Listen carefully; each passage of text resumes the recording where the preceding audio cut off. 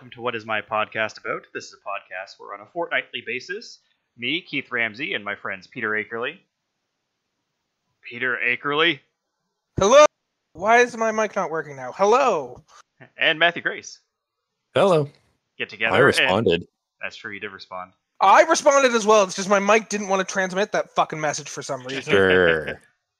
You know, I have sometimes debated on if I want to do this intro every time or I just want to cold open so you can't screw it up anymore. I like us just fucking up the intro on a weekly basis. It feels right. Well, anyways, as I was saying, essentially we just get together, talk about random stuff, see if it's a podcast. That's it.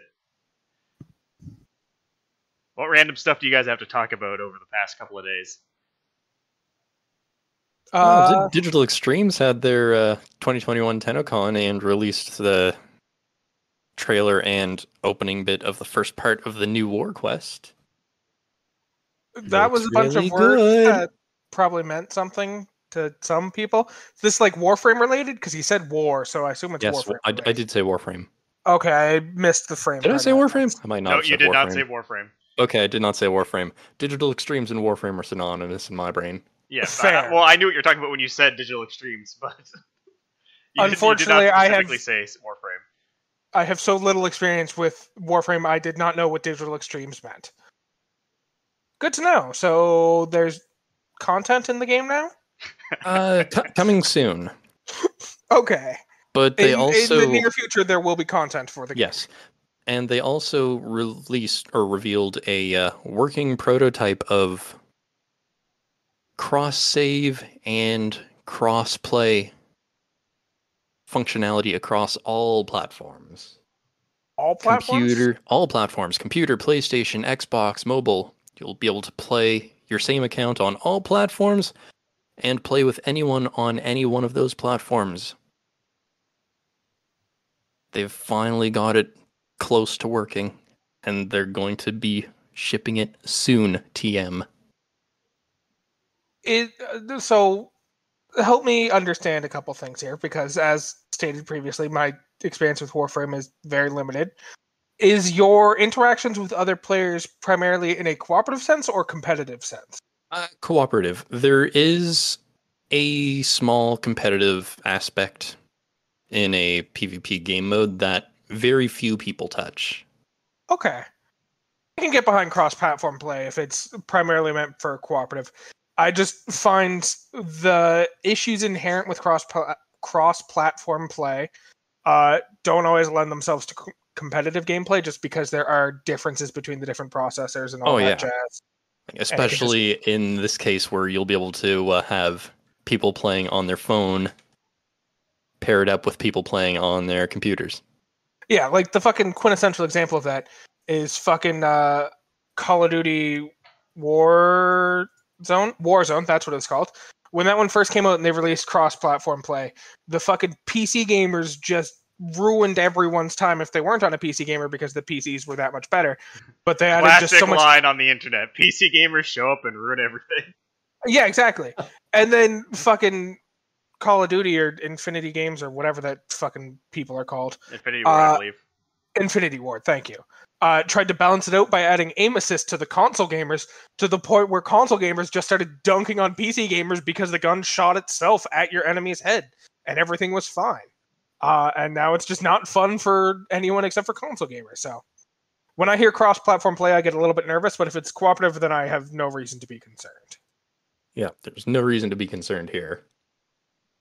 There is a very, very, very small player base that touches the competitive aspect of Warframe. To be fair, who gives a fuck about competitive game players anyways? Yeah, exactly.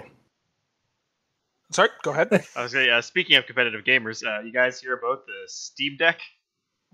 I did hear about the Steam Deck. I am actually pretty fucking hyped for that. Maybe? Is that Steam's version of the Switch? Yep, that's the Switch Pro. Okay. As in, Switch announced not exactly, but essentially. Switch announced the OLED version, and that wasn't the Switch Pro that everyone wanted, and then almost immediately, I think like a day after, Steam's like, oh, you wanted Switch Pro? Here's Switch Pro. It's essentially a handheld PC, and that from the specs it looks like it can play most PC games. as competently as a decent PC could. The main difference is you're probably not going to be using it for any of the other PC-related activities you do. But you can. But if you yeah, want. you theoretically could. It'd be a weird choice. I mean, it's not theoretically. They announced like it's just an open system that just has Steam preloaded on it. So if you want, you could play Stadia. You could even put a Switch emulator on it and just play Switch games at the pro level. Yeah, no, I mean, it'd be weird to use it as like a text editor or for sending emails to your boss or shit like that. You theoretically could probably. Most people are probably going to be using it for playing games in some way, shape, or form. Oh, most likely. Did they put a price point on it yet? They put 3 price points on it. Yep. So the only difference between the 3 versions is memory and the speed of said memory. So it's like a 60 gig, a 256 gig, and like a 580 gig. That's not entirely accurate. There are a few very minor differences. Oh, so the case. Yes, the 60 gig one is 500 Canadian dollars, approximately based on the current things. The 512 gig one is $820. However, it does also come with an exclusive carrying case. So, more bang for your buck if you're willing to spend the $820. All right, fair enough.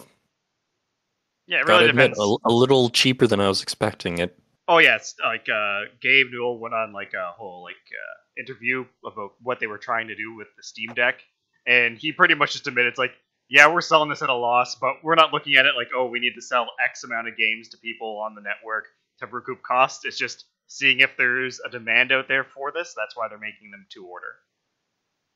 Yeah. Okay. But if this does go well, which Valve has always kind of had a finger on the pulse of a lot of gaming trends and innovated on them, I think the fact that Valve is throwing into this market means that there's definitely something here that they're seeing. So yeah, I think pre-orders start relatively soon, and they're expecting to have them shipped out and in players' hands like mid-2022, I think was what I was reading. So you're a bit wrong on that. The pre-orders were actually as of, let me just double check the date here, last week on Friday. Oh shit, pre-orders have already started. Nice. Yeah, so on the 16th, they had the pre-orders go for that one. And it's not really a pre-order in the normal sense. It's more of you're putting down $5 to hold a spot. And in order to do this, you have to have a Steam account that's been active for at least a year. And you have to sign in, and then you put this cost down onto it that saves your spot. And then when the actual physical model's ready to be shipped, that's when they ask you to confirm your order. Right. And that's when you pay the rest of it. I knew it was something like that. Yeah, and the thing about that too is, so yeah, that's the $5 pre-order. Then they end up asking you if you want it at the time that the models become available. You can cancel your order at any time. I think after 30 days though, it becomes Steam credit only and not a full refund. Yeah, and I assume that's just because of the fact that where they are mostly just making them to order. The pre-order in air quotes, because as you said, it's not a proper pre-order, is mostly just to gauge how much interest there is before they actually get to manufacturing. Exactly, and just like everything, there's probably a magic number that if they hit it pre-orders, they start making a profit anyways, even if they are selling it at a loss. Yeah. On top of that, well, the pre-orders were going, actually. It initially was supposed to be holiday, so Q4 of this year, where they were going to start shipping. And while I was watching it, because I actually put a pre-order in, I put a $5 hold on the 256 model. Well, that was going through, and I put my order through. It immediately swapped over to Q1 of 2022. So they've already had to extend the date based on demand. I will tell you, I was just Googling it. It's already been updated to Q2 of 2022. Yeah. So they definitely have the demand that's pushing it back. Yeah, absolutely.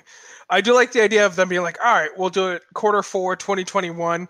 And then they just get so fucking inundated. They're like, push it back. Push it back again. We need more time. Oh, no. There are people that still are going to have it by Q4. It's just that they took so many orders that's like, well, it's not feasible to get it done in this time. Yeah, I mean, like, push it back in the sense they can't guarantee for new people that they're getting it that fucking early anymore. Yeah. A few other things that did happen. Steam actually kind of went down in a sense during this. It was still up, and you could still do things, but any type of client confirmation was for all purposes, down. So if you had to get through an age gate, or you want to confirm credit card information, it just would not work. And it wasn't like one of those, like, cannot connect or anything. It was just like, please try again later. That's all it said. Please leave me alone, is how I imagine the voice in my head. Fair. Yeah. And one other funny thing that actually came out of this, too, that worth mentioning. So, like everything nowadays, scalpers are trying to get in on this, of course. Of course. Of course. So Steam did mitigate a lot of that problem by having the rule that the Steam account had to be active for X amount of time. Kind of like how they always had that you have to make a purchase before you can do certain things on the game. Yeah. And how you also can only pre-order one per account, but yeah. Yeah. So that did stop a lot of it. But as people were seeing on eBay, a lot of pre-order things are popping up for like double the cost. So like $2,000 for these things. God. The beautiful thing about this is it immediately got shut down because eBay started taking down these listings because it violates their new pre-order policy where you can't sell things that aren't out yet. Ooh. I'm so glad fucking eBay is taking, at the very least, the smallest step towards fucking with these scalpers, so it's a nice touch. Yeah, and that's always the biggest thing for like people that are scalping these pre-order items. It's buying up so many and then having it look like there's a high demand at the very least for the pre-orders that people feel like they have to buy through them. But if they're not getting any visibility up to the point of the release, then it's not going to help them. Yeah. Especially where people can still do the fucking pre-order through Steam. Yeah, the only thing with the pre-order is it's not that you're not able to purchase the model, it's just that you might not be guaranteed it in a speedy time frame. Yeah. Which kind of invalidates the whole scalping thing anyway, because scalping is, well, only effective because of limited stock. Oh yeah, if PlayStation... And the product in question is being made to order. You the order fact it, you're that going to get it. The fact that it was declared as being made to order and scalpers still tried to fucking profit off that is a little bit silly. Yeah, I feel like the PlayStation 5 issue would practically be solved if Sony was just like, okay, we're making an order line, just put your name in here and we'll contact you when it's your turn. Like, even if I was like, okay, you're getting a PlayStation 5 in like half a year, I'd be fine with just paying it up front that early, knowing that I'm getting one in that time frame. Yeah. Could you guys hear that? People are dumb and people do dumb things. Yep. Of course. Speaking of dumb things, I spent a lot of money on purchasing the Resident Evil 3 board game, and I know I said dumb things, but I love it. Nothing with that. Nothing dumb about that. Yeah, Steamforge's version of Resident Evil 3, the board game. I finally got my copy of it. And it came with a cool little teaser that they're doing the Resident Evil 1 board game finally, which I guess Resident Evil's 35th anniversary makes sense they'd be doing that one. Yeah, I can understand why it wasn't the first one they made, but it is good that they are getting around to making it as well. Oh yeah, well, Resident Evil 2 board game and the Resident Evil 3 board game both came out pretty close to the remakes of 2 and 3, so it was definitely... Capcom's been working a lot with Steamforge on a lot of games. They have Monster Hunter, Devil May Cry, and they were even kind of hinting that they were going to do something for the 35th anniversary, but they wouldn't say anything during the campaign.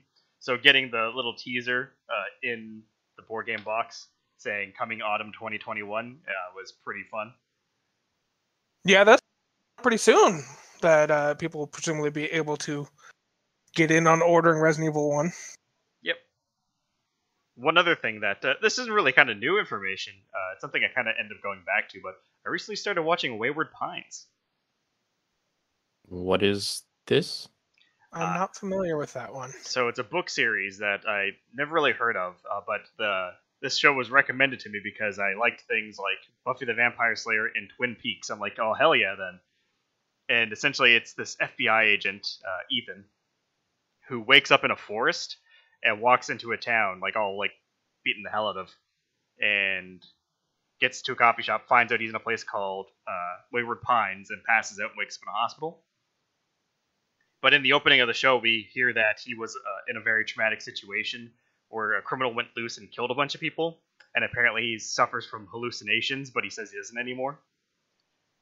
And then in the hospital, they mention that he's got bleeding in the brain that's going to make him hallucinate. It's going to get worse and worse.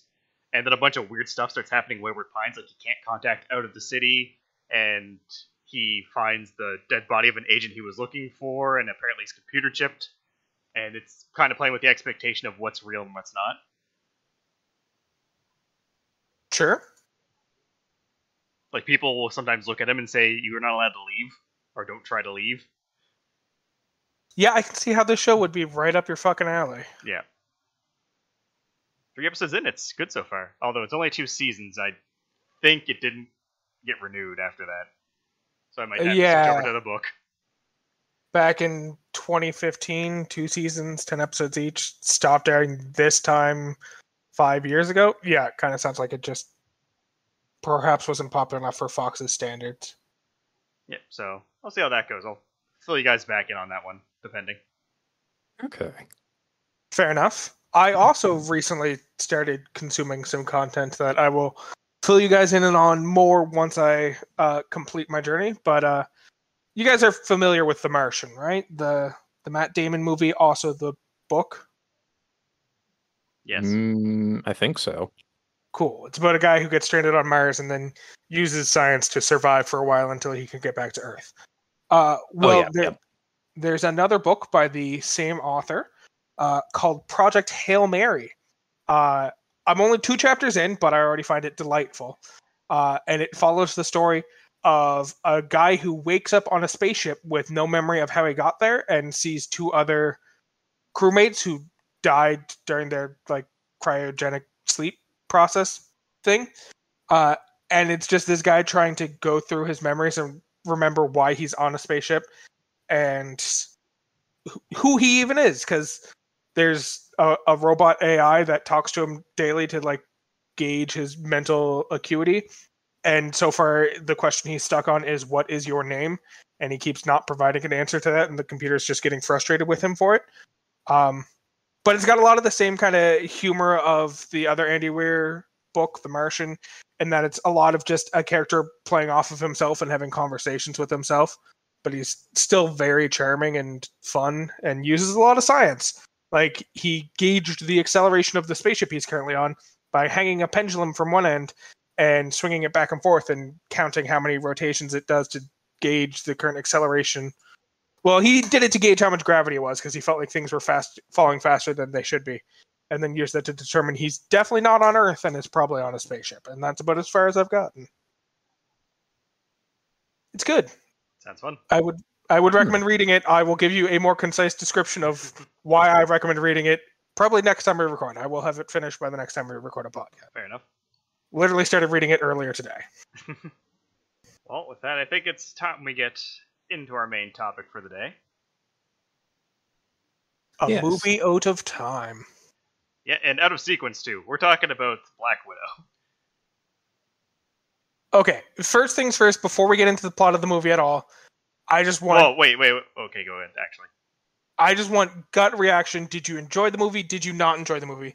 With none of the context or anything around it, I just want to know if you enjoyed the movie or not. I liked it. I'll say yes. I also enjoyed the movie. Now let's get to talking about what the fuck's wrong with it. Yeah, Matt, tell us what happened.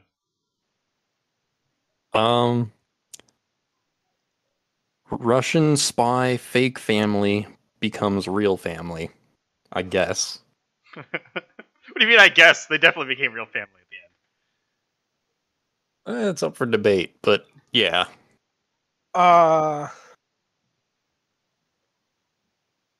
As a member of a quote-unquote blended family that's not entirely blood, I would argue that they're definitely real family.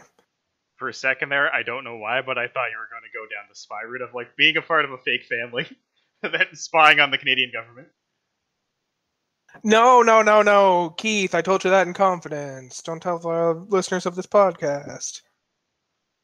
See, if I don't sound too enthusiastic when I say that, the audience will assume it's just a bad joke. So, yeah, we should be fine. I think I covered our bases. Also, edit this part out.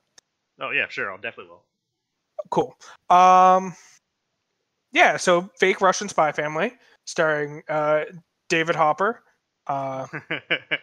Nope, that's not his name. That's just the character name who I always associate him with.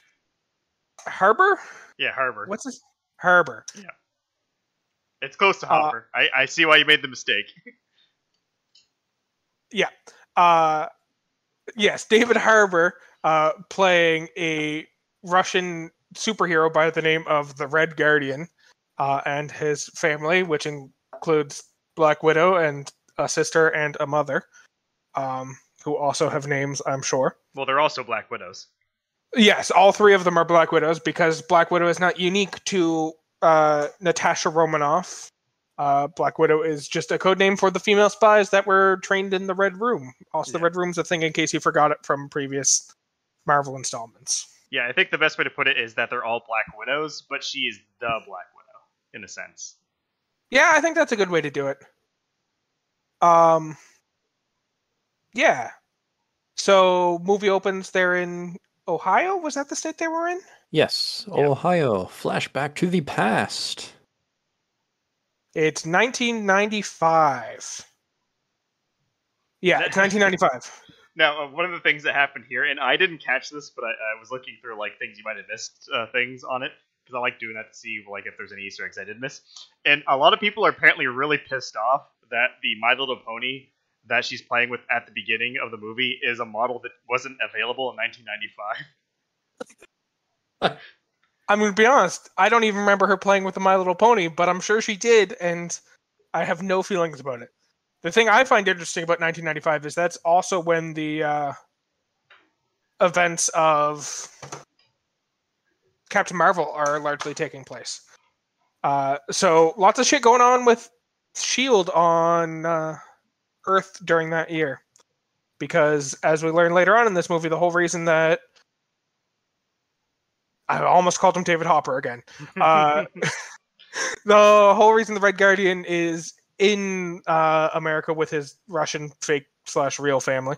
They're fake at this point. I can safely call them a fake family. They become a real family by the end. 3 out of 4 of them know that they're a fake family. Yes.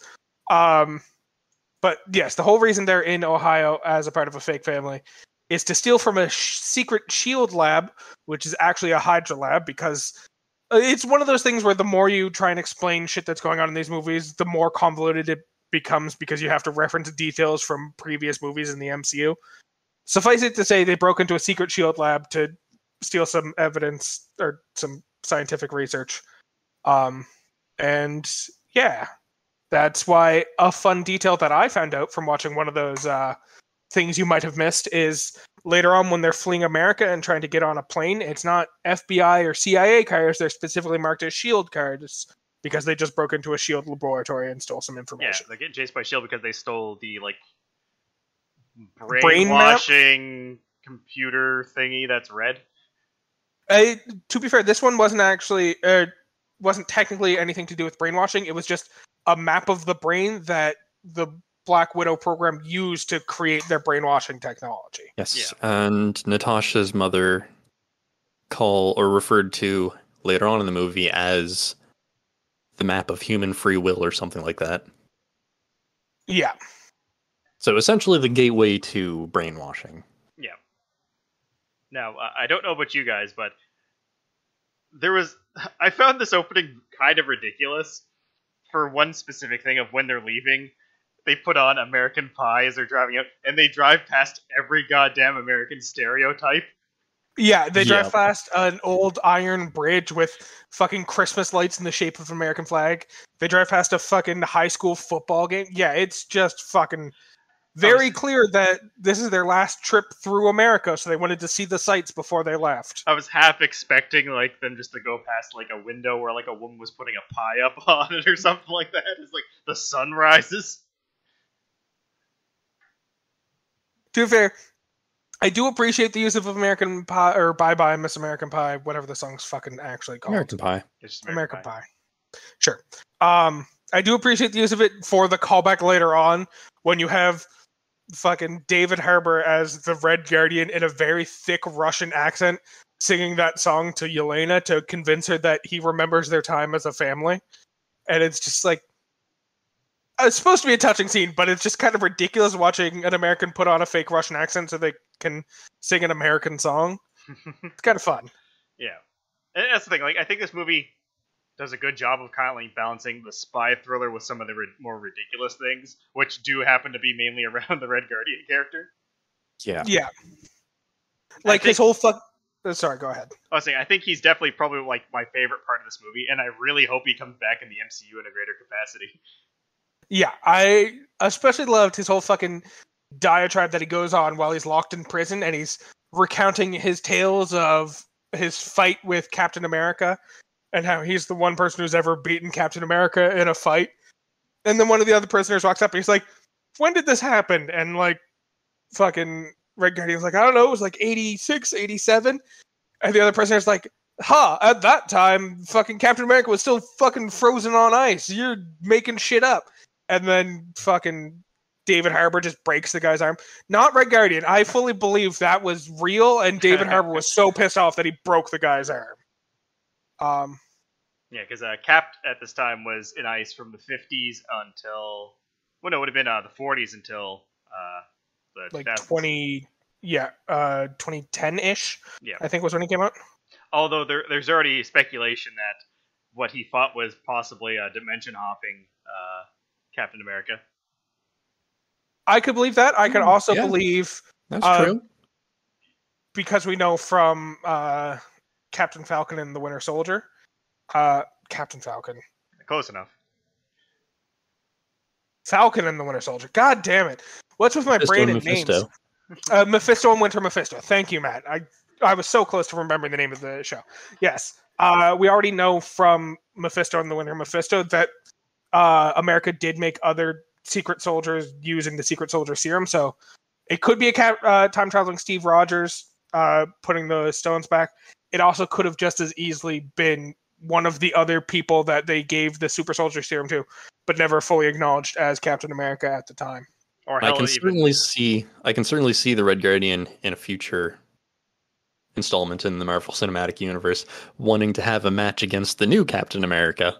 Yeah, and hell, it could even be the whole situation that he fought a Captain America might not even be, Steve Rogers. It could have been like any of the multiverse stuff going on. Yeah, because while it hasn't been fully acknowledged in MCU especially as of when the movie was slated to be released, there wasn't any multiverse teases really, but we do know that is something coming down the pipe in the future. So seeing a payoff to that could be interesting, but I do really want to see more of Harbour doing the Red Guardian in the storyline.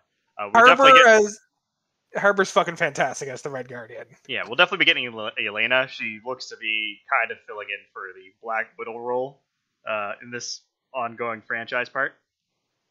But on the topic of the expectations of things and playing off one-off lines, what do you guys think of the Budapest reveal? Of what actually happened in Budapest? Yeah. I was kind of glad for it, just because the fact that this has been something they've been teasing for a long time. What's been happening with Budapest? From the first fucking Avengers movie, there was reference to Black Widow clearing out some of the red in her ledger, and Loki respond by calling attention to Dreykov's daughter. So I'm glad to know what actually fucking happened in Budapest all those years ago. I think this was a cool enough way of doing it. They bombed a fucking embassy, killing a bunch of people, and then hid out in a fucking subway air vent for 2 days playing tic-tac-toe. The thing I love that they drew attention. The thing I love that they draw attention to, though, is there's the line in the first Avengers where she's like, just like Budapest, and he's like, we remember this very differently. And all I can think of is why does she think specifically of Budapest in this situation? They're being attacked by aliens. How does, blowing up an embassy and a little girl remind you of this? Yeah. See, I assume they're focusing on different details because, none of the details line up with Budapest at all. I think the main difference that she's remembering is they were very heavily outnumbered in Budapest and just doing what it took to survive. And that's the detail she's choosing to reference when she says just like Budapest. Whereas, yes, I think Clint is 100% we just hid in an air vent in a subway. I don't know why you're talking about Budapest. There were no aliens. We weren't dealing with monsters or anything. It's a very different situation. So we got some more Thaddeus Ross story development. They're building up his character more and more, which I like. Was it you, Keith, who was talking a while back about how they seem to be building towards Ross's Thunderbirds or whatever the fuck it's called? Yeah, I think that the story is going in one of two ways, where it could be Thunderbolts or even Dark Avengers. So I guess I'll explain this a little bit. So how this movie ends, we get the end credit scene that's kind of a flash forward to Yelena visiting Natasha's grave, and then, after the events of the Avengers, yeah, or an Endgame. Yeah, and then while she's there, Contessa shows up and is like, "Oh, we got a new mission for you." Regardless of the fact that she's like, "Oh, you're gonna fight Hawkeye who killed Natasha and get revenge or whatever," Contessa has shown up as well in the Falcon and Winter Soldier series. Yeah, and recruited U.S. agent who was the ex-new Captain America. Yeah, so she's already kind of revealed, the actress, that she is kind of like a darker Nick Fury in this universe for what she's doing. And what did Nick Fury do aside from getting the Avengers together? So the popular idea right now is that the Dark Avengers is actually going to consist of like flipped versions of the original Avengers roster. So far that means we have Yelena filling in the Black Widow role, U.S. Agent filling in the Captain America role. We know that Abomination is showing up, and people believe that he's going to fill the Hulk position on the team. That makes sense. On top of that as well, there's speculation that we're going to get a Loki variant end up being the Thor villain. I could see that as well. Not even necessarily, like, I understand why that's the speculation. We could also just as easily get a Thor variant who's just a worse person as the Thor villain. Yeah, and then also where we're getting the Hawkeye series, which we know is going to tie directly into the Black Widow movie, as we saw in the end credit scene. The belief is that Kate Bishop will end up being on this team as well in some capacity. And then finally, this one is purely speculation, as we don't really have anything to go on. But some people are believing that the Iron Patriot armor will be the Iron Man fill-in, and that could be anyone from Baron Zemo inside of it to another character that we haven't seen yet. Definitely, I could definitely see that as well. That seems entirely possible given the two characters we have seen Valentina recruit so far. She's definitely a suspicious character at this point in the story, given that she's only appeared after the plot has resolved to recruit characters. So even if she's not specifically making the Avengers, she's definitely filling in a Nick Fury-esque role of making a team for some purpose down the line and only kind of hinting at future movies. Yeah, so the idea is that in the MCU right now, they're building up two distinct rosters, which is this Dark Avengers-esque thing, which could just be Thunderbolts, and also a Young Avengers team. Yeah. And if it did happen to be, it was kind of like that flipped original Avengers roster, that would be pretty cool, regardless. Yeah, absolutely. I could even see them, like, the next big Avengers movie being Avengers versus Dark Avengers or whatever, Avengers versus Thunderbolts or something like that. Only for a bigger threat to show up and get teased at the end of that one. And then we have a Avengers movie down the line, which is this team that is currently filling up with people who are potentially villains, who end up working alongside them in a much bigger fight against a bigger threat down the line. Yeah. It's the classic Loki technique of you establish someone as a villain and then just slowly spend time making them likable. To be fair, I think Hiddleston did a lot of that work himself. Oh, absolutely. I should rephrase. It's not so much making them likable, because that was all Hiddleston. It's more so just making them on the side of good, whether they're likable or not, because they're going to have a lot of fucking legwork to put in if they plan on making fucking U.S. Agent likable. I mean, they definitely put a good work in there at the end of Falcon and Winter Soldier. Like, they laid the groundwork, but there's still work to be done before people like him, given how many fucking death threats they sent to him, which is just... We talked about this when we talked about that, when we did the podcast on that topic. It's just fucking ridiculous. Anyways, back to this movie, I guess. So, in the trailers, there was kind of like a big thing that was hinted at, and that was the Taskmaster reveal, When did you guys find out who it was? Because I have a feeling that none of us were surprised when the reveal happened. I had no idea who it was until the reveal, but when the reveal happened, I was like, oh, that actually makes sense. I wasn't surprised by the reveal, but I didn't know until that point. Yeah, the reveal was that it was Dreykov's daughter is Taskmaster. She didn't actually die in the explosion. And the fact that they kind of focused on the fact that, Black Widow killed a little girl so, hard, and then at the same time, Taskmaster is like, oh, who is this person? I was like, it's going to be the daughter. It's 100% going to be the daughter. So, I very immediately knew it wasn't going to be Tony Masters. That much was very clear to me from the beginning.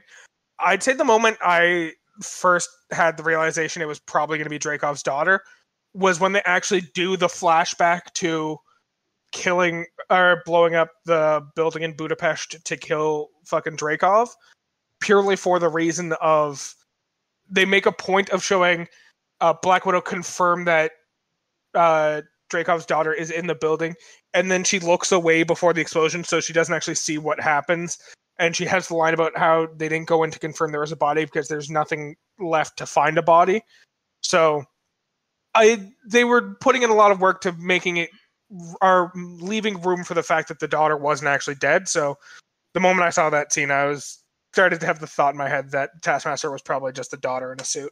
Yep, and typical work of fiction logic, no body means they're not dead. Yep. Not even work of fiction, but comic books even more heavily so. Oh, yeah. If you don't see the corpse, they're not dead, and if you see the corpse, there's still like a 30% chance they're not dead. Yeah, it could have been an LMD or a decoy of some sort, or fill-in. Yeah. What's that Marvel character that just his whole thing is he just dies, the Human Target or something like that? Yeah, something like that. Yeah, it was probably him. Every death in the MCU is him. Also, on the point of Taskmaster, when the Taskmaster first showed up in the little altercation against Natasha, it's like, I knew something was going to happen when she was driving out into town to get some gas for the generator, but I still jumped when the rocket made impact with her car. Yeah, of course. They do a good work of setting that scene up. It's because something is going to happen. We saw the case that was exactly. You see the fucking them. package. You know that she has the drug, or not the drugs, but the mind flare antidote. That's the word. You know she has the fucking antidote, and she makes a point of putting into her car before later going into her car to drive into town. You're like, yeah, they're definitely tracking the antidote. They're going to fucking find her. She stops at the intersection, looks both ways, and you're like, oh, I know, as soon as she pulls out, something is going to happen, and then I still jump when something happens. Because it was an incredibly sudden explosion. So what did you think of the Taskmasters fighting in general, and how they kind of incorporated fight choreography from, I'd say the main ones they got were Black Panther and Captain America. There is a splash of fucking Black Widow's choreography in there as well. Yep. Yeah, it was mainly Hawkeye, Black Panther, Captain America, and Black Widow stuff. Jeez, you're right. There was a little bit of Hawkeye. I forgot about that. Taskmaster's scenes in this were just incredible. Yeah, I really enjoyed the fight scenes. And I loved every action sequence. As soon as the camera shifted from whatever was going on to Taskmaster, the music changed to this choir, or to this other piece, specifically for Taskmaster with choir. I'm like, that's the epic music for the epic person in this movie. Yeah. It's the Inception WOM, but as an audio cue for fucking Taskmaster instead of just Inception things happen. I will say there was one thing I was a bit disappointed with Taskmaster, and this is kind of just something I would have liked to see, but they played on Red Guardian saying that he could beat Captain America in a fight so hard that I was really hoping that we would have got Taskmaster using strictly Captain America stuff to fight Red Guardian, and then have that get resolved in that aspect. Yeah, but so unfortunate that their fight had to be cut short. Yeah. To be fair, we got the tiniest splash of payoff to that, not in the fight between Red Guardian and Taskmaster as Captain America, but in the one of the key lines that Red Guardian used is how he took advantage of Captain America's stupid shield to defeat him. And then when him and the mother, Milena, I think, are flying away from the Red Room, you see one of the soldiers like land on the front of the plane and is starting to try and kill them. And then he just kicks up the shield that's on the ground and throws it at Buddy in the window and knocks him off so that they get away. And it's just like, it's not exactly what he described, but it is him still using Captain America's stupid shield to his advantage so that he can win a fight and survive. And it was a nice touch to at least have some payoff. Yeah, because the key detail we get here is that no one in this universe can just fucking bend over to pick up something. Yeah, no, if there's something on the ground next to you, especially if it's a shield made of metal, I doubt that his shield was made of vibranium, the trick to getting it up is to kick it and have it bounce up into your arm instead. It does look cool, though, I'll admit that. Speaking of things that look cool, but is clearly not cool in universe, the Black Widow landing that got fucking Yelena just repeatedly refer to her as a poser. Absolutely love that.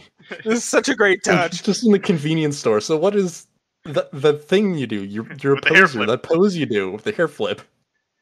It's like, what are you talking about? And she like does the motion. She's like, it's a total fight pose. You're a poser. You guys are posers. It's just like, we're not posers. It's like, but you're posing. That makes you a poser. Or that she refers to her as like not the real Avengers. Yeah, it's he wanted you to think he was dead because if you found out, you might send one of the big Avengers to deal with it. And Black Widow's just like, what do you mean big Avengers? And she's just like, like the Thunder guy. I doubt he would need to take fucking ibuprofen after a fucking fight. There's fucking Yelena shitting on Natasha throughout the movie was actually pretty fucking great. And then the additional nice touch near the end in the climax where Yelena happens to do the Natasha landing and hair flip and just stands up immediately and shudders like, that was gross. That was disgusting. Actually, on that topic too, something I do want to say this movie did really well is I feel like so far in the whole MCU, this is probably the first movie that does a good job of explaining why other characters aren't there. Because that's always been a question that comes up constantly in the movies, like, oh, why did he know Tony Stark come help Thor when he was fighting in London or stuff like that, right? It's always like, why did nothing happen? But this is the first movie that kind of, I felt like, yeah, of course it would be Black Widow on her own in this situation. Yeah. First of all, the fucking Avengers recently got into a major fight, and she doesn't know if she can count on any of them at all. And she got rid of her tracking device that was on her. Yeah, and then we also have the ones she sided with in the fight are all currently locked up in prison. So clearly they aren't going to come help her either. Except for Cap. Cap's the only one who's free, but also Cap probably also has to lay low on his own and can't keep track of what's going on with Black Widow. Yeah, him and Bucky would have been like in recovery at this point. Yeah. Oh, yeah, but that was one thing that I had in my mind the entire time, or for most of the movie towards the end, was the fact that compared to other Marvel movies, this one didn't really have all that much to it going on. It's like in the Avengers, there's all these different fights, all these different fight scenes that all build up to the final fight. Where this one was just, we're a family, a dysfunctional family, but a family, and we're going to take down these brainwashed assassins. And that's it. Yeah. Oh yeah, like thinking back, it was a different feel from the rest of the Marvel movies, but in a good way because it gave them a chance to flesh out the characters that they brought in and the story revolving around them. Like thinking back on it, did quite well. It feels like there was like fucking 5 plot points to this movie. It was the like prologue when they're kids, her in Norway, them in Budapest, and then them as a family together, and then the fucking Red Room. Like it did really well, and I enjoy each of the scenes. It's just I feel like if I tried to list all the details of one of the other movies in the MCU, I feel like I'd have to cover a lot more, whereas this one felt like it really like took its time with the different scenes and like explored the scene for a lot longer, so it didn't have to keep flying around the world and dealing with different problems. Yeah, I think that's what's going to be, as people look at it, the biggest flaw of this movie is that because it came out now and where it takes place, we're following a character that we all know dies and can't come back. And a lot of people are going to probably be asking, well, what's the point of this? And I feel like it doesn't actually add anything to the universe except for these new characters. And honestly, I'd say it probably feels like this movie's more of an origin story for Yelena instead of actually a Black Widow movie. Like, this movie itself was the passing of the torch almost. Yeah. Yeah, It was bringing in Yelena, potential of the Red Guardian, and the other liberated Black Widows. And I feel like Taskmaster. And Taskmaster. we can probably talk about the big flaw of this movie, which is that it was clearly written to come out after Civil War, and we all know about the fact that fucking Marvel Studios was not confident that a female-led superhero movie was going to work, so they just straight up didn't make this after having a script that worked at the time they had written it for, until fucking Wonder Woman came out and did massively successfully, to the point where Marvel then realized they could probably make the Black Widow movie, which is why this movie feels so disjointed with the time it takes place and the characters it involves, because like the big reveal it has that feels like it has any impact on the other movies is like the explanation of where Black Widow got her vest, and it turns out it's the vest Yelena bought for herself, and then it was the first thing she ever bought, so she gave it to Black Widow when they parted as a sign of showing, hey, we're closer as sisters now. Yeah. Like, there wasn't any payoff that made it any different if it had have come out before Endgame or after Civil War, for that matter. The one thing that would have changed is they would have had to have done a different post-credit scene because of the fact that the post-credit scenes relies on the fact that Black Widow died. I mean, to be fair, if they would have done that, like, say this movie didn't come out immediately after Civil War, but say it came out, like, just before Endgame. Yeah, before Endgame, and then it had that fucking end credit scene where it's like, you want the person that killed your sister, and then passes over the photo of Hawkeye. That would have been so fucking hype going into Endgame. Oh, yeah. Like, wait, what the fuck? Yeah, that would have been pretty fucking hype, I will admit. I do think the fucking post-credit scene definitely could have still worked if this movie, say, came out between Infinity War and Endgame, rather than after Endgame or before Infinity War. Yeah. The movie as a whole feels like it was written to take place. I mean, it does take place after Civil War, but it was written to be released after Civil War, and they just updated the post-credit scene for when they actually got to release the movie. Yeah, and that's the thing. This movie was good, but it's very clear that it was more of, unfortunately, an afterthought, and Black Widow didn't get her time to shine in the franchise before she died. Yeah, like the fucking cool moments from this movie that we see in later movies, it's the fucking Han Solo movie problem of, if you watch the Han Solo movie after having watched the original trilogy, all of the neat nods they make to the original trilogy, it's just like, you don't really need to explain where he got his dice from. You don't really need to explain why he has the last name Solo. So any of the shit that happens in this movie, it just feels weird to see the origin of stuff that comes up later on. Like, we know Black Widow dyes her hair blonde because there's a scene in this movie where she's looking at blonde hair dye in the middle of the movie, and then she later on has blonde hair in fucking Endgame. And it's just one of those things where those moments would have been a lot cooler in the opposite order if we had have seen her get the vest. Then watching Endgame, you'd be like, oh my god, that's the vest that she got from her sister, rather than just, it's a vest, and now watching this movie, it's like, that's the vest she's wearing in Endgame, I guess? Like, it doesn't add emotional impact to find out after the fact why things were the way they were. It would have been a lot more impactful to see this stuff before Endgame, and then be able to go back and see, like, oh my god, that's the fucking vest we saw her sister wearing, or, hey, her hair's blonde, like the blonde hair dye she was looking at to disguise herself. Yeah, it's just... That's definitely the case, because I didn't even, catch on to the fact that was the vest she had in Endgame, because I didn't remember what she had costumes design-wise in Endgame, because it was just a vest, and they're adding the importance after the fact. And then there's also the kind of reverse aspect where, since we know what happens after this movie, and the fact that Natasha is A-OK after the events of this movie, then that completely rules out any possibility that she might be in any sort of danger for this movie. Like, what if she gets brainwashed when facing off against Dreykov? Yeah, and I guess And it's then kind of the her problem with... sister has to take over, but that issue is already dealt with in the future. Yeah, that's so kind we of don't have the to worry problem with about it. any prequel that we know the exact outcome for. Yeah. There's a couple ways they could have... Yes, they would have been major changes to the MCU, but there's a couple things they could have done with this movie that would have kind of completely erased that problem that I can think of. So the first one I can think of... Kill off is Black Widow, and it was Yelena the whole time in Endgame wearing the mask.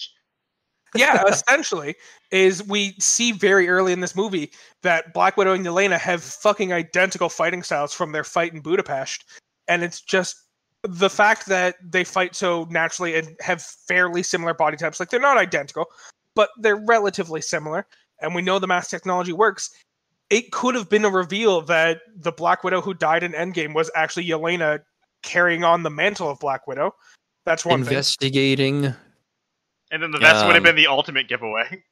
Investigating Hawkeye because she believes Hawkeye's the one who killed Natasha. There's also... This is almost what I thought the post-credit scene was going to be, and would have blown my fucking mind. Once again, yes, major fucking story implications, and would have sent ripples through time that they'd have to deal with. But they established very early on in the movie that they have this whistle response they use on each other, where Yelena does a whistle and fucking Natasha whistles back. I know exactly what you're gonna say. I thought the same thing. Yeah, because I'm sitting in the theater watching the post-credit scene, and it's Yelena walking up to Black Widow's grave, like putting flowers, like being a little contemplative, and then she rests her head on the headstone, and she does the whistle, and I 100% assumed what was going to happen was we would hear the whistle in response, and then the screen would cut to fucking black. Yeah, I was just thinking the exact same fucking thing. I was like, are they gonna fucking do this? And everyone in the audience is left like, is Black Widow alive, or does someone else know about the whistle? What the fuck's going on? They even could have done it the same way and just have it revealed that Valentina has more information than she's letting on, and she's the one who whistled in response to, like, prove that she's a friend of Natasha and convince Yelena to join the evil guys. But I don't know, they set a big deal of setting up the whistle that when it came up in the post-credit scene, that's 100% where I thought that shit was fucking going. Yeah. So that's all I'm trying to say, is there are ways they could have made even minor changes to this movie that would have felt like they had more of an impact on the other movies, even having come out after the fact. So I kind of want to go back to the Taskmaster concept in this. So where it left off, we found out Dreykov's daughter was Taskmaster. She already naturally had the ability of watching and learning, but she was kind of like super soldierized with the mind control stuff and the chip in her back. Yeah. Yep. How do you guys feel about this not being like Taskmaster from the comics? When I saw the reveal, I was immediately reminded of the fact that, well, I immediately thought that her identity doesn't really line up with what I remember you guys saying, but I'm not familiar with the comic book Taskmaster, so it doesn't really matter all that much to me. Fair. I'm a big fan of the Taskmaster character from the comic books because he's such a fucking ridiculous character. So I'm a little bit disappointed that they're doing it differently because of the fact that it's not really a power that she has. It's a lot more so the training and computer program in her brain or whatever that allows her to do the things she does, which means we don't get some of the fun storylines we had with Taskmaster. I mean, to be fair, it was confirmed that she already kind of had the mimic like a power, like she's really good at observing and noticing this stuff, but she definitely had a lot of technological enhancements to aid in that. Yeah, I just mean the fact that it's not handled the same way as Taskmaster. Like, yes, there are similarities, but it's not the exact same. It's highly unlikely we'll get the same storylines that we got with the fucking Taskmaster, which I'm a little bit disappointed in because I was a fan of the character. But I do think they handled it well enough that I don't actually have any issues with Antonia, was that her name? Being the Taskmaster. Yeah, I think my concern with it, like, I don't mind the changing of like what the character is, but this pretty much cements I don't think she's going to come back as a villain in any aspect, because it play it off as if she was forced to do everything and she hated it. And Taskmaster has always kind of been really great when he's like forcing the heroes into like really like desperate situations because he can mimic them.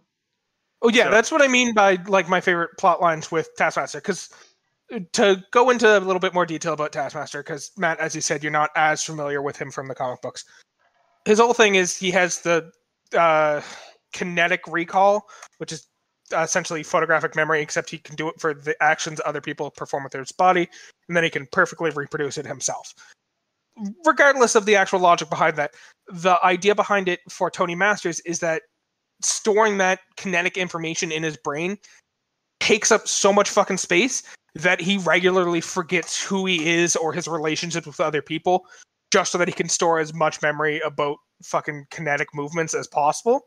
So there are storylines about him being a training agent for S.H.I.E.L.D. who just helps other people train, and then he just straight up forgets his identity, gets picked up by like Hydra or some shit, and then just like, hey, by the way, you're our undercover agent who was working for S.H.I.E.L.D. the whole time. And he's like, oh, okay. And he just like goes along with them because he has no memories and people just take advantage of him, so he gets used as a villain. And yeah, sometimes he just straight up chooses to be a villain, but it's just the way they presented Yelena, or not fucking Yelena, Antonia, were highly unlikely we're ever going to see any of those plot lines, because she still seems to have memories of who Black Widow is, which means she doesn't remember shit from when she was a child. So she clearly still has a normal memory like other people. Yeah, and I'm fine with it being, oh, this is Dracov's daughter, his Taskmaster, and all that stuff. It's just, I don't see them going down the villain route with this character. Yeah. But that does mean we have the potential of them being, possibly they'll end up working on this Thunderbolts team of some sort or something like that. Yeah, because, it's clear that she doesn't hate Natasha, and, there's always the possibility that she's recruited by, Val. Yeah. Because Natasha is dead, and as according to by Val, was killed by Hawkeye. When actuality it was a kind of a contest between the two to see who could kill themselves faster. Just Natasha won. Clint Barton was explicitly going out of his way to try and keep Natasha from dying. But then again, Valentina clearly is lacking in the scruples department and is willing to lie to get what she wants. Yep. Well, to be fair, we don't know that for sure. She could be just as misinformed as the person who got the data, right? Yeah, because it's also entirely likely that anyone who asks Clint about it is not going to say... He might not tell it of the story of she killed herself trying to stop me from killing myself, because Clint clearly is going through some shit during the time of Endgame, so it's entirely possible he came back and when someone asked him what happened, he, without going into explicit detail, said he's responsible for her death, because he probably does feel responsible for her death. He'd certainly blame himself for it. Yeah, that man clearly wasn't mentally stable. We saw that haircut. Yeah, so it's entirely possible that Valentina just got the news that he said he was responsible and just took it at face value. That, or we're just interpreting what we saw a little bit off. Maybe she's not referring to Hawkeye as her killer. Maybe she's referring to Hawkeye as the one lead they have towards how she died. But more than likely, she's referring to him as the killer. Yeah. Or, as we've already suggested, they're starting to go down the multiverse route, so maybe that post-credit scene actually takes place in a parallel dimension where Hawkeye just straight up killed Natasha in the fucking Budapest. And that's just how that went down. Who knows? Yeah, it's hard to say at this point, and we won't find out until, because it's Marvel What If next, and then we're getting Hawkeye. Yeah. So that should be close to the end of the year. We'll get the Hawkeye series and find out what happened, because I believe that's in autumn. Which, to be fair, I think we already discussed when we were talking about upcoming Marvel ideas, that the Hawkeye artwork for the show seems to indicate that it's a lot more likely it's going to be following his daughter rather than Clint Barton himself. Well, not his daughter. We're getting Kate Bishop. Kate Bishop, that's what I meant. not his daughter. But yes, it seems a lot more likely that we'll be following Kate Bishop. In which case, it could very much be that Clint unfortunately dies to... I'm not saying this is what's going to happen, but it's possible that he dies to Yelena, accepting responsibility for Natasha's death and feeling that that's the right thing to do. And as a result, we're following Kate Bishop becoming Hawkeye in that series.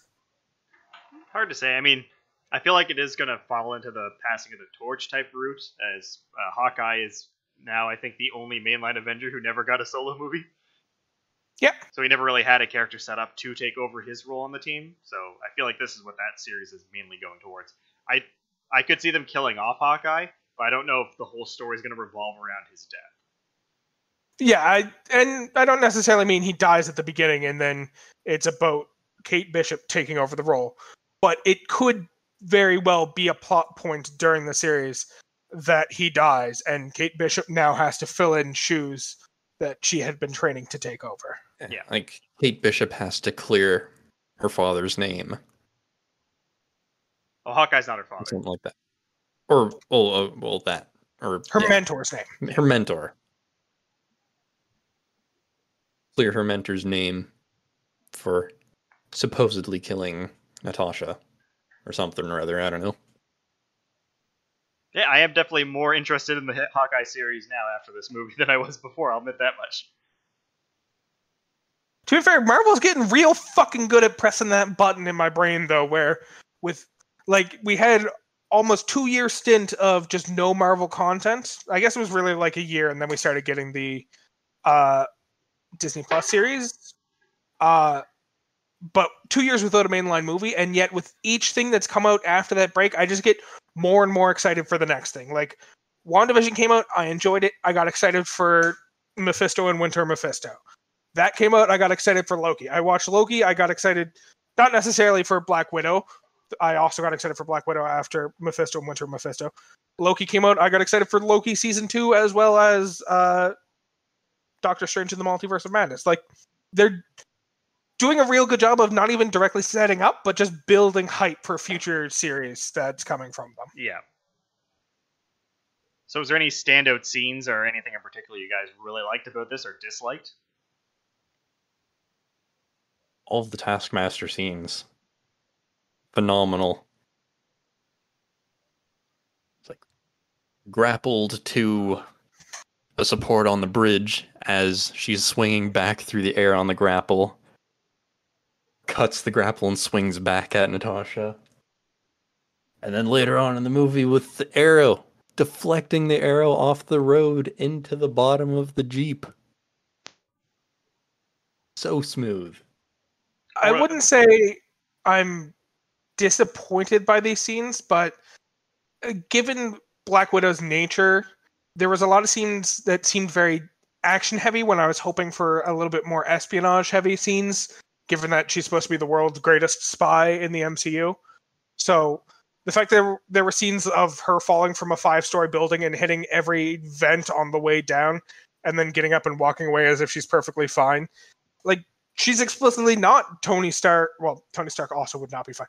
She's not fucking the Hulk or Captain America or something like that. So there was a lot of scenes of her just getting the shit kicked out of her relentlessly and then walking away from it perfectly fine, when I probably would have preferred a little bit more espionage from this movie.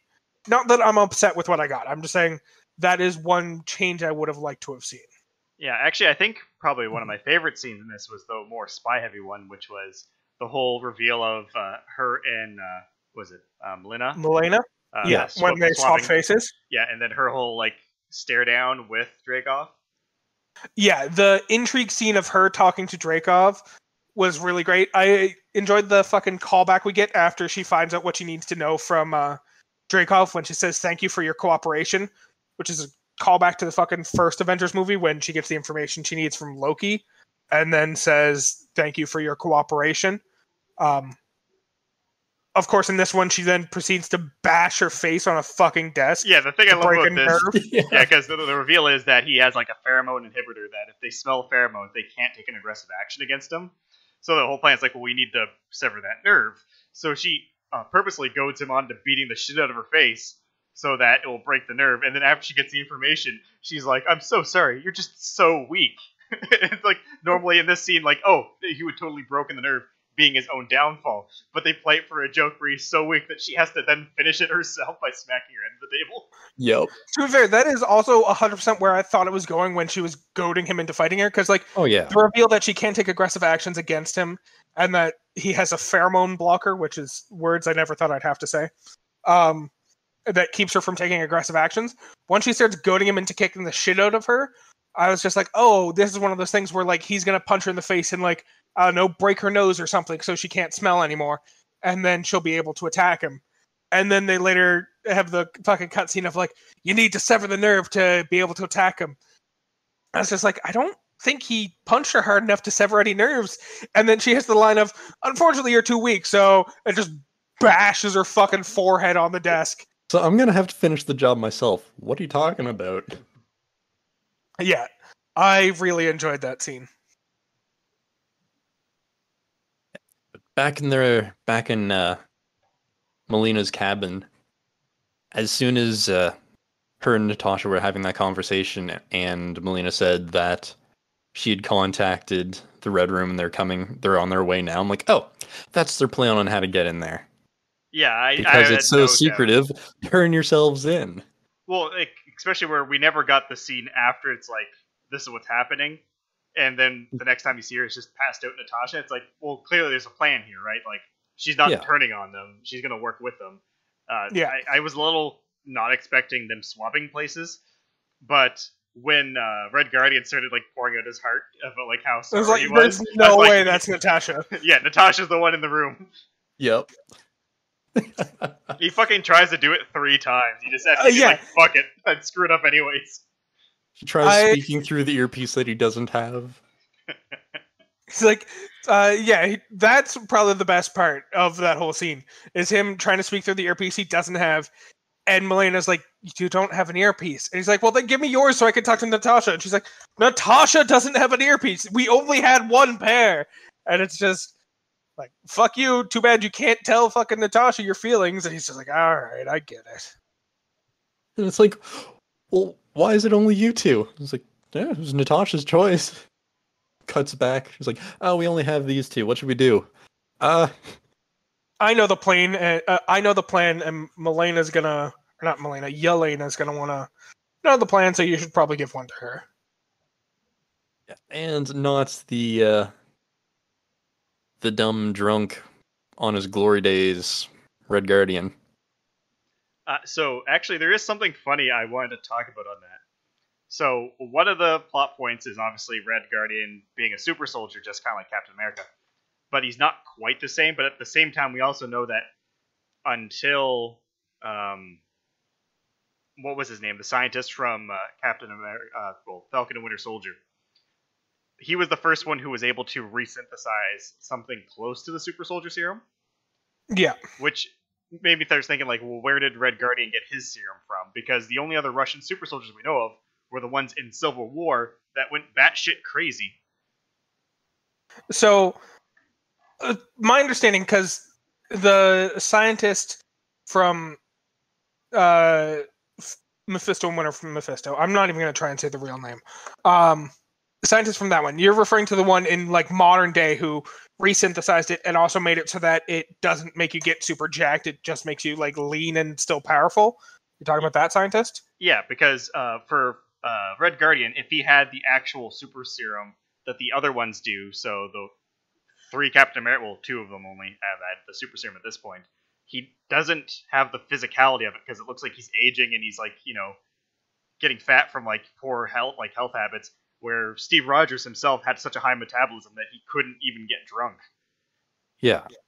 Yeah, so I think it's the same offshoot as the one that the Winter Soldier program used to buff up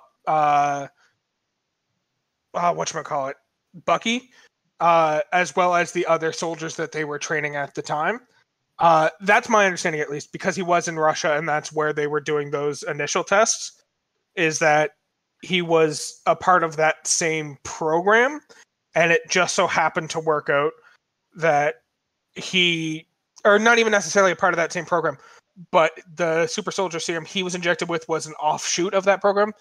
In the same way that we know that Isaiah Bradley from Mephisto and Winter Mephisto also was given an offshoot of the Hydra super soldier serum in order to try and test his skills when he was in the Vietnam War. I want to say is the war he was in that he got the super soldier serum. So, yes. Yes. So yeah, we know that even though no one had perfected it until that scientist did in Mephisto and Winter Mephisto, we know that throughout history since Captain America first came into existence, lots of different scientists around the world had at least taken attempts. So I assume Red Guardian was an offshoot of the Russian secret science group also trying to reproduce it. And it's just clearly the one they made was not as effective because of the fact that it clearly, as you pointed out, his metabolism wasn't as efficient as Steve Rogers is. I also think part of Steve's physique is like we see that he's clearly dedicated to that, and that like we see him take dozens of fucking laps around the Jefferson reflecting. Oh yeah, or like the Lincoln Steve reflecting Rogers block. being like super muscly and all that stuff is, I think, based on the training. But I don't think if Steve was like, fuck it, I'm only eating like deep fried ice cream and beer from now on, I don't think he'd get fat. He'd probably just get like thin. Oh yeah, I definitely think that the one that Red Guardian had was worse. I just think if he actually took the effort to stay that trained, I think he would have no problem staying as in shape as Steve Rogers. It's just between the fucking serum not being as efficient because, as we know, no one perfected it since fucking Steve. So a combination between it not being as effective and also him just not being willing to put in the work to maintain is probably why he got so out of shape. But also, when you look back into the past scene that we had at the beginning of the movie, he wasn't ripped at the beginning of the movie. No. He was just... You take that back. Dave Harbour is a muscular man. Well, I mean, we do see that he's definitely super fucking strong when he like lifts the fucking trailer and flips it over. Yeah. So there's actually the reason I asked this is because I wanted to kind of get into something. So if he has the same serum that the other Russian super soldiers were a part of, we had it confirmed that all of those soldiers went insane, and that's why they were frozen. But I've seen kind of a collective internet theory start coming up around this that I kind of really like, and I wanted to talk to you guys about. And the idea is that the Red Guardian isn't actually a super soldier, he's a mutant. Oh. So the idea goes that he did get some sort of serum, but it didn't make him a super soldier. It wasn't for that. It activated the genes in him that are mutant genes, which gave him strength and all that stuff. So that explains why he's super strong without having like the super soldier other traits that they tend to have. Because he's strong and he's really skilled because he has that combat training. But he just doesn't quite match up with what we know for super soldiers. And this is also a theory that people have used to explain why he ended up in the prison for life as well. It wasn't that the guy didn't like him. They were able to identify he was a mutant. And this could be them setting up the distrust or hate of mutants as well. I can definitely see that.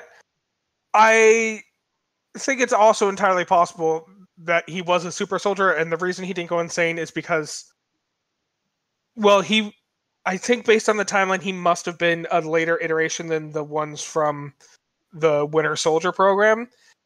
And there was clearly a lot of psychological training going on there, because they were all American soldiers who were forced into becoming secret super soldiers who had their minds fucked with repeatedly.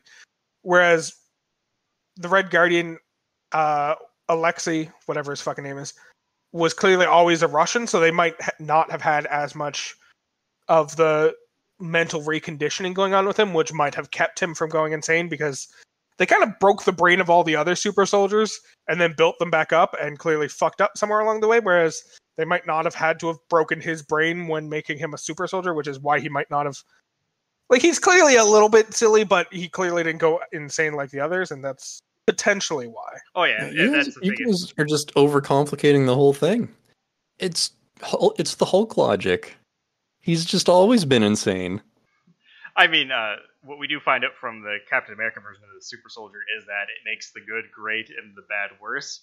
And I think we could identify that he was, like, you know, always kind of like self, like, embellishing, and then when he took the serum, it just made him brag a lot more.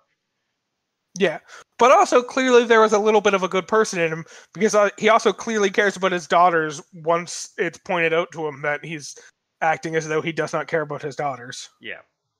So, I think I'm calling it now. Fucking Red Guardian might be the most well-written character in all of the MCU, because everyone else is just good or bad, and it's starting to seem an awful lot like fucking the Red Guardian has shades of gray throughout his character, so... Best written Marvel character of all time? I don't know. That's for someone else to decide. So is there anything else you guys want to talk about for this one? I think I got all the thoughts out of my head. Yeah, I think so. I think I'm finished. Yeah, overall, it was a good movie. I think, unfortunately, if it doesn't do that well, it's going to come down to that fact of it was just released in a weird period for the series, when we honestly should have had this, like, years ago.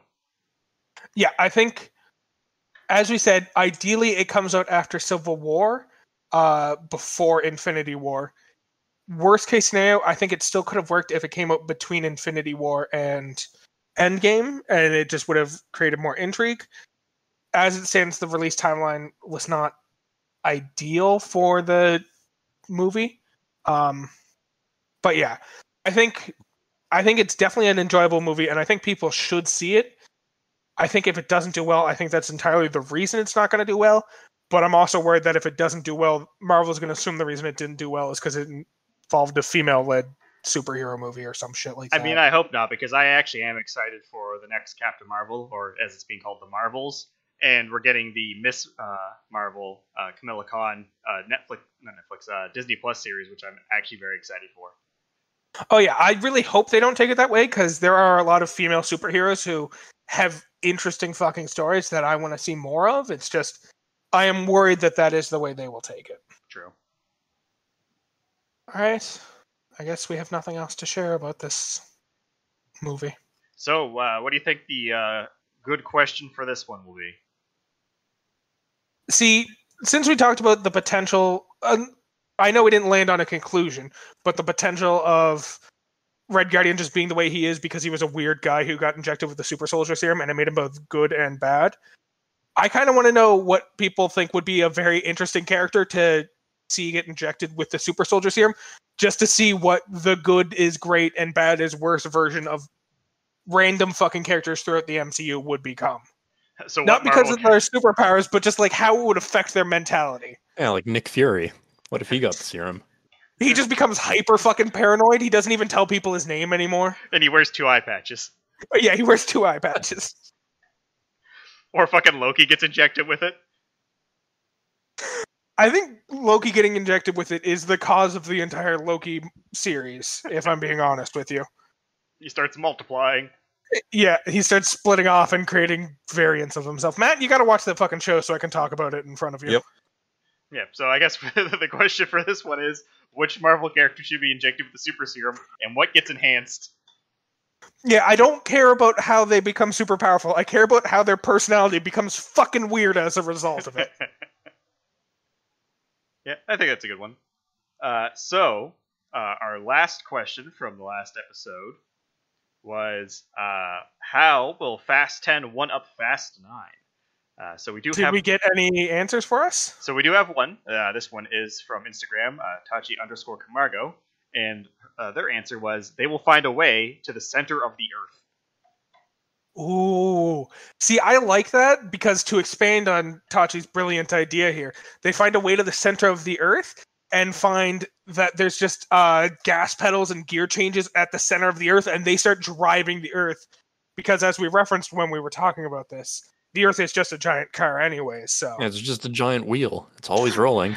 They just find the, driver's seat for Earth. Now, I got an idea, and you guys have heard the rumors about Fast and the Furious, crossing over with Jurassic Park, right? Yes. No. So there's rumors about that, and every time we get a Journey to the Center of the Earth story, there's dinosaurs in the center of the Earth. So this might be the setup for it. Oh my god. So, just so we're all on the same page, they go to the center of the earth. They don't find dinosaurs. They find dinosaur eggs. And they're actually the reason for Jurassic Park existing is Dom returning and just like handing a fucking dinosaur egg over to Insys or whatever the fucking company InGen. from InGen, that's what it is. Handing a fucking dinosaur egg over to InGen because fucking Hammond Brothers or no, that's not his fucking We find out that the whole Fast and the Furious series is actually just the prequel to Jurassic Park. Yeah. Oh, that'd be fucking beautiful. They had to reunite the dinosaur families. You never turn your back on family. Then we see the sequel to Jurassic World, or the most recent one, and it's like Dom showing up to help the Indominus Rex because since he found the egg for the dinosaurs, all the dinosaurs are now his family.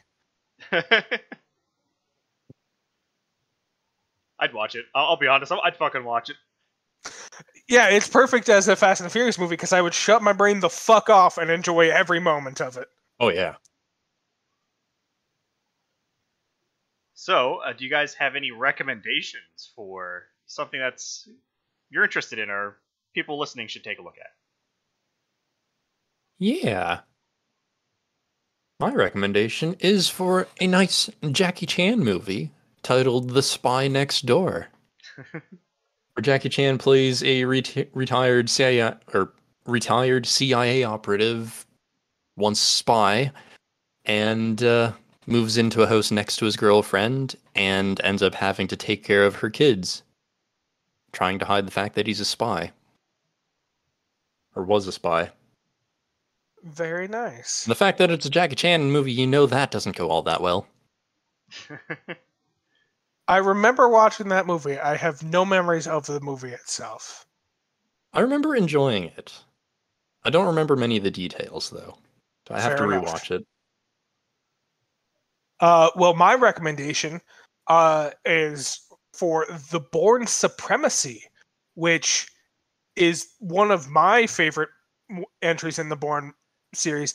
But also the reason why we have shaky cam in every action scene from now on. Oh, no. Shaky cam started much earlier in the Bourne series. But yes, definitely partially responsible. This one is largely considered to be the worst one of the Bourne series because it's the only Bourne movie that features absolutely zero Matt Damon. It's the one that stars Jeremy Renner. So you get a little bit of the spy movie and a little bit of the character you know from a Marvel movie all in one movie. It's a great fucking time. It also, because it has the super spy, but it's not Jason Bourne, there's still combat, but if I remember correctly, they tone it down slightly compared to the Bourne movie, so it's a little bit more spy-y, but still definitely a lot of punching and kicking and shaky cam. I don't know. I enjoyed it, and I found it a very enjoyable movie. So I'll admit, I was thinking of recommending Moonraker 007 because it surprisingly shares a lot of plot parallels with this movie specifically. But the one I actually decided on was the original Ghost in the Shell movie. Ooh. The Scarlett Johansson movie? No, the original one. Oh. The non-live action one. Like, the original Ghost in the Shell movie is, like, really good, and it does fit a lot of the themes you would expect. Kind of what, if you go from this movie to that one, you're going to notice quite a bit of overlap on ideas. Nice. In fact, I think the only reason Scarlett Johansson got cast as Motoko Kusanagi in the live-action version was because Kusanagi is such a character that, like, trying to draw a line between them and the Black Widow is actually surprisingly close. Makes sense. So did anyone correctly guess our Instagram hint? No one as of yet, but if they do guess it before the episode does go up, we will, of course, call them out in the update on Instagram, as well as we'll mention them at the beginning of the next episode. Absolutely. Okay, so with that, that ends the episode for today. So if you would like to suggest what the podcast could be about or have a suggestion, you can always email us at whatismypodcastabout@gmail.com. That is spelled words the way words normally are. Of course, you can get this a podcast at every major podcasting area, as well as on YouTube. Follow us on Instagram. Make sure to leave a like, rate a review, give us stars, give a thumbs up. Word of mouth is really the best way for smaller podcast to get around, though we have had some sturdy growth due to the amount of people that actually do tune back in. So thank you for that. And then finally, make sure to tune in a fortnight when we discuss our next topic. So we're going to get a little bit more low-key with this one. Talked a lot about family recently, so in this next one, we're going to be talking about... Fucking this piece of paper says family, but a family of the same person. That's... What? How's that a family? That's some fucking bullshit variance shit.